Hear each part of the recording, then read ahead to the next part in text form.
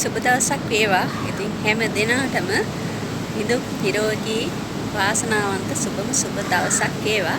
ඉතින් හැම දිනම රැකියාවට යනකොටත් පාරේ යනකොටත් විශේෂයෙන්ම ට්‍රිප් යනකොට සාමාන්‍යයෙන් අපේ රටේ ට්‍රිප් යනකොට කට්ටිය නාන්න යනවානේ. ඉතින් නාන්න යන එක වැරද්දක් නැහැ. නමුත් අපි අර කියමන්ටත් කියනවනේ අර වැවේ දිග පළල ගඟේ දිග පළල ඒවා මේවා දන්නේ නැත්නම් අපි නාන්න යන්න හොඳ නැහැ. ඒ වගේ තමයි ගම්වල අයත් ඔය මුහුදට යනකොට එහෙම නාන්න යන්න හොඳ නැහැ. ඉතින් දවසක් දෙකක් නාන්න නැතුව හිටියා කියලා නාගන්න තැන් තියෙනවනේ ෂවර් එකකින් වගේ නාගත්තට කමක් නැහැ.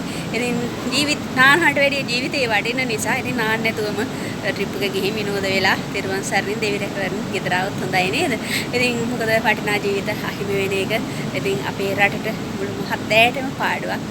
හැම දෙනා මේ ගැන කනගාටුවටත්පත් වෙනවා. ඉතින් මල් වගේ දරුවෝ අපි ආදරෙන් රැක ගන්න ඕනේ. මොකද ඒගොල්ලෝ හිතුවක්කාරයි ඒ වයසට එහෙම තමයි.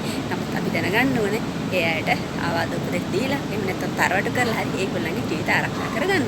මේ ආදී මගතොඩේදී ගියත් ට්‍රිප් එකක් ගියත් කොහෙද ගියත් අපි කල්පනාවෙන් අපේ ජීවිත ආරක්ෂා කරගන්න ඕනේ. දෙවියන් පුතුන් අදහගෙන හැමදේම කරන්න ඕනේ. එහෙනම් ඉතින් තෙරුවන් සරණයි දෙවි රැකවරණයි හැම දිනාටම සුබ දවසක් වේවා. ගෙන් එන්නම්.